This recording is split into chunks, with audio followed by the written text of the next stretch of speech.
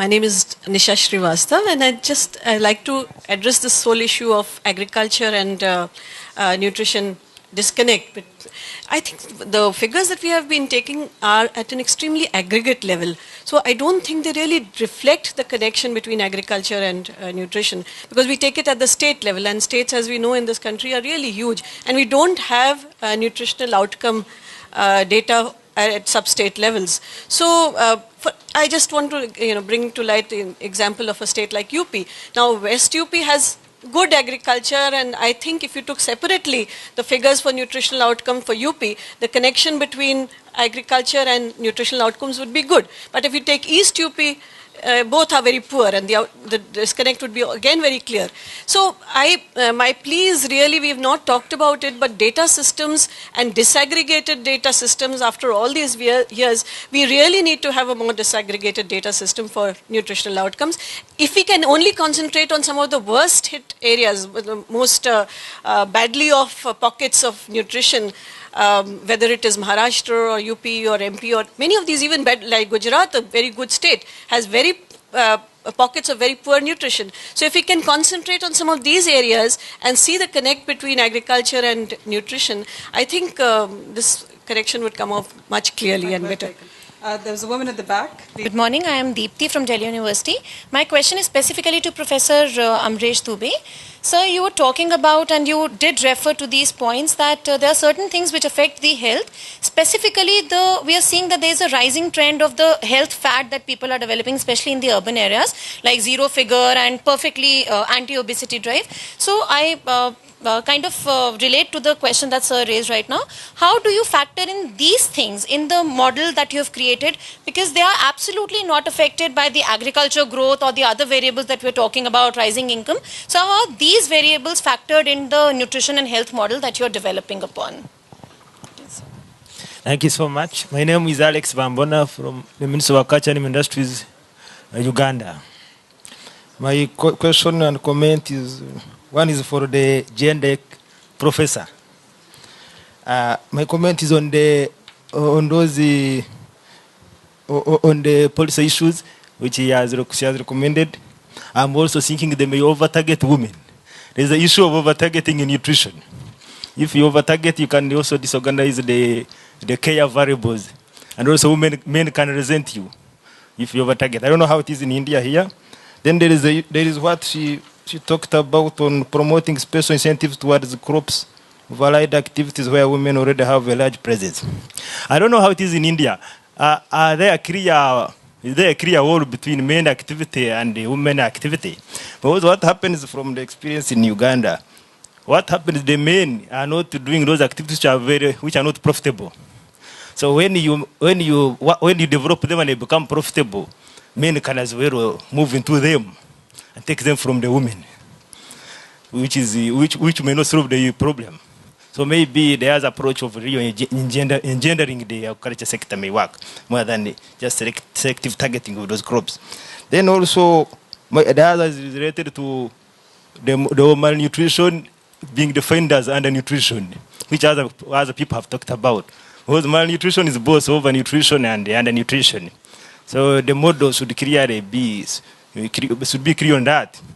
And also for India, I'm really expecting that one to be very serious in its transition in the economy because of being in the rich countries, Brazil, India, China, and Russia. So they are rapidly developing. And they are likely, from the life cycle of nutrition, they are likely to have a serious problem of nutrition. In Uganda, we have a similar problem. There is overnutrition is growing at a higher rate than undernutrition in women. Basically from Kurukshetra University, and at present I am working in Seoul, the Seoul of Asia, and there we are being served breakfast. And when I went there for the first time, I was objecting to free breakfast in our university, but I was told by the president that it has implications, and I have realized the importance of that. Firstly, I have reduced my weight. Secondly, everybody was present at 9 o'clock. So I have to find out an implication, particularly for removing the undernutrition among the poor people being provided midday meal scheme. Taking care of the comment made by the doctor here about more nutrition and undernutrition, we can take care of if we simply have time management. I want to advocate to the policymakers here, instead of having midday meal scheme, can't we have breakfast meals for the poorer people which can have nutritional value as well as taking care of your problem, obesity, because time management plays a very important role. I have been taking breakfast, lunch at 12 o'clock, dinner at 6 o'clock, and I have reduced 10 kg weight. My observation is for Dr. Himanshu. Why not we consider some kind of regional variation, allow for regional variation in considering this question of universal or targeted public distribution system. Historically, for Kerala and Tamil Nadu or some other states where there has been a chronic shortage of food grains and rising prices, there has been a demand also, universal demand for this kind of a system. In Punjab and Haryana, there may not be such demand. So why not we consider this aspect also when we are considering for a large country like ours? I'll have to come to questions there and give Amresh and Amita a chance to speak. I'll have to let Himanshu talk to you maybe over tea, because we are really serious. Okay, thank you, Meenakshi. There was only one question addressed, and that is about those who want to starve by choice versus those who are starving because they have no choice. So if somebody is starving and trying to maintain zero figure, they are not part of the discussion for us anyway. So we are focusing only those who have multiple deprivations, and this will show up in one or the other. Thank you. This is to the friend from Uganda. Thanks for an interesting set of questions. The first question about why not target on women and whether it happens in India. Yes, it happens in India. There are special schemes for pregnant and lactating women, and also for children, a special package for nutrition for them. And I'm sure, like ICDS that we have been talking about, we need to strengthen them by all means. But I would get back to my point which I already made, that we still have to address the issue of the larger issue of poverty across board. So we have to do both. We have to address the a larger issue of poverty and inability to access food in general, and also do targeted schemes as part of that. That's the other question you were asking me about. What kind of special subsidies for other food crops and all. What I had in mind is we need to probably do a similar run that was done during Green Revolution of providing a very comprehensive, successful package of subsidy to paddy, to rice and wheat, now for doing some of those other cereal and non-cereal food production, including livestock and those things. A similar kind of subsidy package to be provided to this set of crops and areas, and to be reminded about the fact that these are the areas which are more difficult in terms of their agroclimatic conditions. They are more difficult in terms of the farmers who are engaged in dryland and rain-fed agriculture. So we have to be much more generous about devising this package this time around. That's. Thank you very much. I'm actually not going to have any closing remarks, except to note that it's no coincidence that I let Professor Shah have the last word. I think tea and coffee is served at the back, and we reconvene at 11 o'clock, which is another 5 minutes. I suspect that's not feasible. Sunita, you want to amend the... Thank you. Thank you all very much, both the panelists and the audience. Thanks. Very good.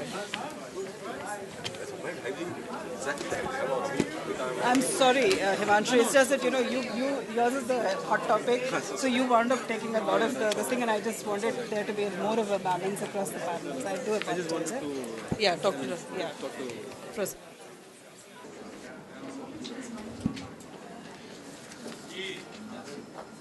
Good morning, ladies and gentlemen, and thanks for coming back. Others very soon should be coming back. Let me introduce the panel here on the dais. Quickly to you, Dr. A.K. Shivakumar, he is the advisor UNICEF and member of the National Advisory Council. In the morning we had a lot of discussions, so perhaps he can give us some more light on that.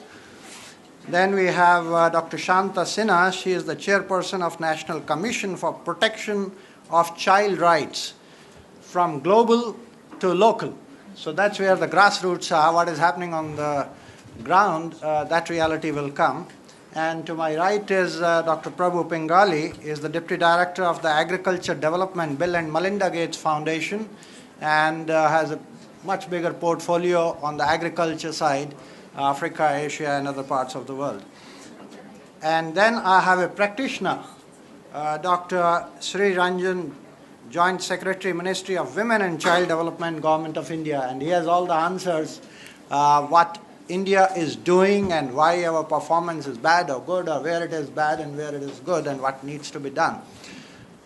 We are still waiting for Mahendra Dev, who will also be joining us, but frankly, I would like to start off in the interest of time. And one thing that we were discussing how best to start off is to have a panel that can respond to some of the basic questions. And then we open the floor for discussion, that is taking questions from the floor. Mahendra.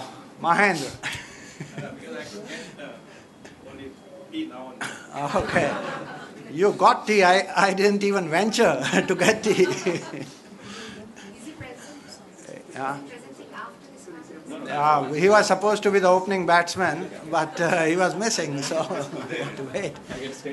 Why don't you start off there quickly? Dr. Mahendra Dev is the director of Indira Gandhi Institute of Development Research and former chairman of the Agriculture Prices Commission, which is now called Commission for Costs and Prices.